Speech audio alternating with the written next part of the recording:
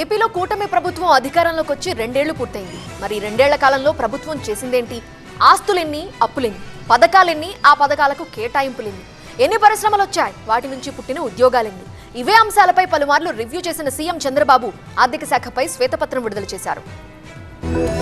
ఆంధ్రప్రదేశ్ ఆర్థిక స్థితిగతులపై శ్వేతపత్రాన్ని విడుదల చేసిన సీఎం చంద్రబాబు రాష్ట్ర ఆర్థిక వ్యవస్థను పట్టాలెక్కించేందుకు తమ ప్రభుత్వం తీసుకుంటున్న చర్యలను గణాంకాలతో సహా వివరించారు. ఏ స్టేట్ కి అయినా ఆదాయం రావాలంటే అభివృద్ధి జరగాలంటే పెట్టుబడులు రావాలన్నారు. ఈ ప్రాసెస్ లో ఏ ఒక్కటి తప్పినా రాష్ట్రం వెనక్కి వెళ్లడం ఖాయమన్నారు చంద్రబాబు. 2019లో తాము అధికారం నుంచి దిగిపోయే నాటికి 13.5% గ్రోత్ రేట్ ఉందన్నారు చంద్రబాబు.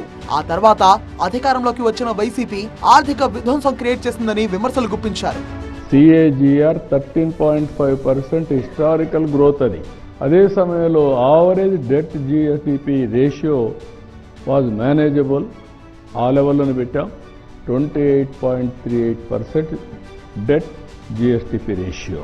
2019 నుంచి 2024 మధ్య కాలంలో రాష్ట్ర GSDP వృద్ధి రేటు 3.18% పడిపోయిందని సీఎం ఆందోళన వ్యక్తం చేశారు. దీనివల్ల రాష్ట్రం ఏకంగా 6,94,567 కోట్ల ఆదాయాన్ని కోల్పోయామన్నారు.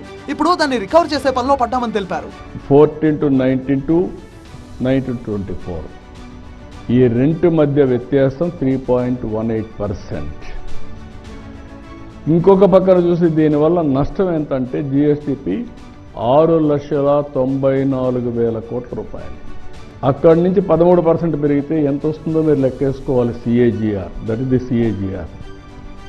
ఇక్కడికి వచ్చినప్పుడు 13.5% గ్రోత్ రేట్ కానీ 14-19 వచ్చింది కానీ కంటిన్యూ ఉంటే అడిషనల్ రెవెన్యూ స్టేట్కి 76,195 కోట్లు వచ్చాయి.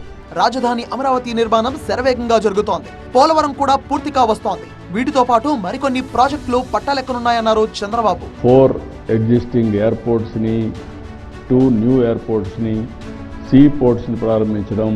అప్పుడో లెక్క ఇప్పుడో లెక్క అంటున్నారు కూటమి నేతలు. మరికొన్నేళ్లలో ఏపీ అభివృద్ధిలో దూసుకుపోవడం పక్కా అంటున్నారు.